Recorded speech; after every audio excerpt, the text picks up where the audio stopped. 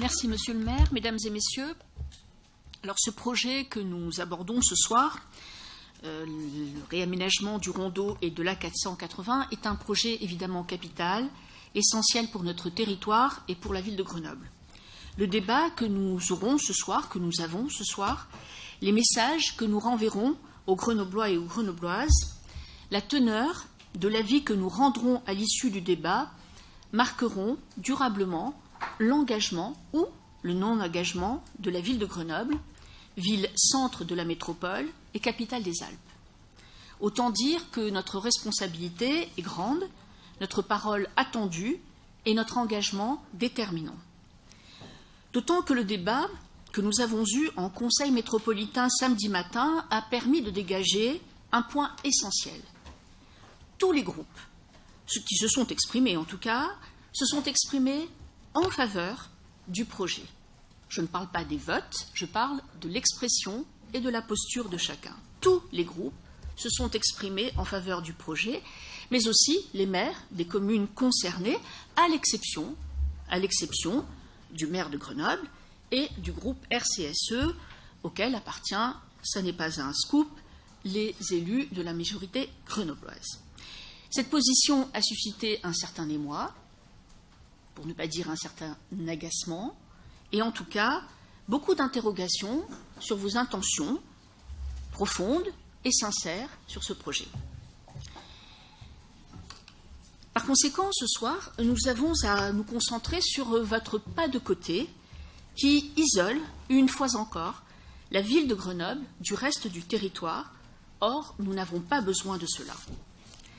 Quels sont les enjeux? On les a rappelés plusieurs fois ce soir, je ne m'y étendrai pas plus que ça, mais les rappeler rapidement. Il s'agit de fluidifier évidemment la circulation, diminuer le temps de transport des usagers, c'est un véritable enjeu de qualité de vie, notamment pour bon nombre de salariés. 100 000 véhicules par jour circulent sur ces axes. Construits il y a plus de 30 ans, l'A480 et le Rondeau ne remplissent plus leur fonction première. Elles sont vétustes, inadaptées, source de bon nombre de nuisances. Et évidemment, l'objet est aussi d'améliorer considérablement la qualité de vie des riverains et des usagers. Tout ça est un enjeu fondamental auquel nous sommes évidemment tous très, très attachés. En résumé, ce projet est une chance. On ne le dit pas assez ce soir. En résumé, ce projet est une chance, c'est une opportunité extraordinaire qui ne se présentera pas une deuxième fois. Et si nous ne la saisissons pas, nous subirons encore pour plusieurs décennies les nombreuses nuisances amplifiées malheureusement dans les années futures. C'est une chance pour fluidifier la circulation, favoriser les entrées et les sorties du territoire, une chance pour fiabiliser et réduire les temps de trajet, une chance pour agir sur l'embellissement et l'intégration paysagère, une chance pour diminuer très sensiblement les nuisances que subissent les riverains, le bruit, la pollution de l'air, la pollution visuelle, une chance aussi pour affirmer notre confiance dans l'avenir et anticiper sur les progrès, notamment technologiques, qui amèneront à terme, et c'est déjà en cours, l'arrivée de nombreux véhicules propres, pour ne pas dire la totalité. C'est une chance pour favoriser, évidemment, l'attractivité de notre territoire, tant sur le plan touristique qu'économique. Enfin, il nous faut rappeler qu'il ne saurait y avoir de projet dissocié Rondeau à 480. Ces deux projets sont liés, cohérents, et il n'y aurait aucun sens à dissocier les deux projets. Il ne saurait y avoir non plus de PDU sans ce projet. C'est un élément essentiel du PDU. Et enfin, il ne saurait y avoir de réussite concernant le projet cœur de ville, cœur de métropole que vous êtes en train de réaliser, que vous avez imposé aux Grenoblois et qui ne peut être une solution acceptable en matière de mobilité sans l'aboutissement de ce projet. Tout est lié. Et pour notre groupe, nous saurons nous en rappeler au bon moment et au moment opportun. Alors ce projet présente plusieurs atouts, et notamment son financement. Le double projet coûte au total 383 millions d'euros, ce qui fait de lui un des plus gros chantiers français. Pour l'A480, c'est 300 millions d'euros, entièrement financés par l'AREA. Alors, on va me dire, évidemment, tôt ou tard, c'est évidemment l'usager qui paye, évidemment, mais en tout cas, c'est 300 millions d'euros entièrement financés par l'AREA. L'aménagement du rondeau, c'est 83 millions d'euros, avec une participation de l'État, de la région, du département de l'Isère, de Grenoble-Alpes Métropole. La ville de Grenoble peut être très exigeante, mais finalement, avec une participation financière qui n'existe pas, mais c'est normal. Elle n'est pas compétente en la matière, mais en tout cas, elle peut émettre un niveau d'exigence très élevé, pour le moment, en tout cas, elle n'a engagé aucun centime. Le chantier est très complexe et plutôt doit être un projet exemplaire, et l'AREA s'est engagée à ce qu'il soit exemplaire. Donc, nous avons tendance à dire que nous sommes attentifs à cet engagement-là.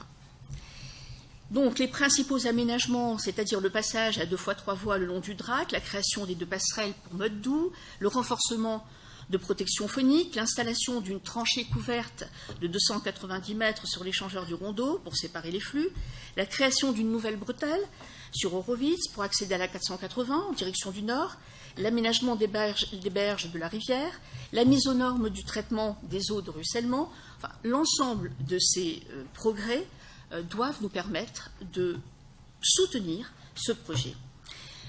Notez également que durant les travaux, c'est un volume de 300 emplois qui seront proposés, et dans le contexte, évidemment, ça n'est pas un luxe. Donc, beaucoup d'avancées déterminantes qui respectent l'esprit et la lettre du protocole d'intention signé par l'ensemble des partenaires, et contrairement à ce que vous avez dit à 3 voix, les objectifs et ambitions partagés ont bien été respectés, contrairement à ce que vous avez évoqué. Les 6 points qui ont été développés tout à l'heure par les orateurs et les oratrices, la question du verrou nord, tous ces éléments ont été abordés et des réponses plutôt favorables ont été amenées. Et en plus, nous entrons dans une phase où il est encore possible de faire évoluer le projet favorablement. Il est en effet perfectible, ça a été dit d'ailleurs à de nombreuses reprises en Conseil métropolitain. En Conseil métropolitain, ça a été dit à plusieurs reprises, ce projet n'est pas parfait, il est perfectible, et nous devons travailler, créer les conditions de la confiance, notamment avec AREA, pour encore et encore faire progresser ce projet.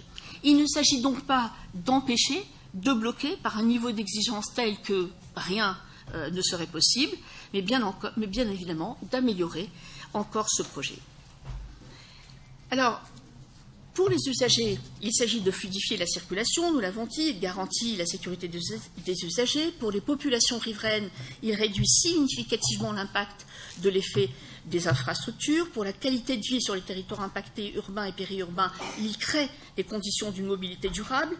Et enfin, en conclusion, je voudrais dire que malgré la grande qualité du projet que tout le monde a salué, notamment en Conseil métropolitain, nous aurions pu le faire aussi ce soir, la très grande qualité du projet, l'engagement important à la fois du maître d'ouvrage et des partenaires, il nous semble essentiel aujourd'hui de créer un climat de confiance auquel nous devons tous et toutes contribuer, puisque malgré la très grande qualité du projet et malgré toutes les assurances qui ont été apportées encore ce soir, la question qui vous est posée est: est-ce que oui ou non vous voulez de ce projet? Est-ce que oui ou non la ville de Grenoble tient à ce projet? Est-ce que oui ou non la ville de Grenoble fera tout pour faire aboutir ce projet? Ou bien alors, comme nous le redoutons, vous ferez tout pour le faire échouer? C'est là la question sur vos intentions, comme je l'évoquais tout à l'heure, vos intentions premières, vos intentions sincères. Nous connaissons vos postures historiques, idéologiques, programmatiques. Je ne vais pas refaire le coup des engagements de votre programme, mais finalement, ces engagements ont été égrenés au fur et à mesure de ces conseils municipaux. L'engagement 54, il est clair, la messe est dite: mettre fin au projet d'élargissement de l'A480 et de prolongement de l'A51. Votre choix, en réalité, est de laisser installer durablement cette situation et de créer par là même un climat anxiogène. Aux difficultés de circuler intramuros s'ajoutent les difficultés de circuler autour de l'agglomération. Laissez croire aux Grenoblois que vous vous intéressez à leur qualité de vie, tout en asphyxiant finalement tous les axes d'entrée et de sortie. C'est une lourde responsabilité que vous portez avec cette position. Vous nous dites que ce projet n'est pas assez ambitieux, qu'il n'est pas assez exigeant, qu'il n'est pas conforme au protocole.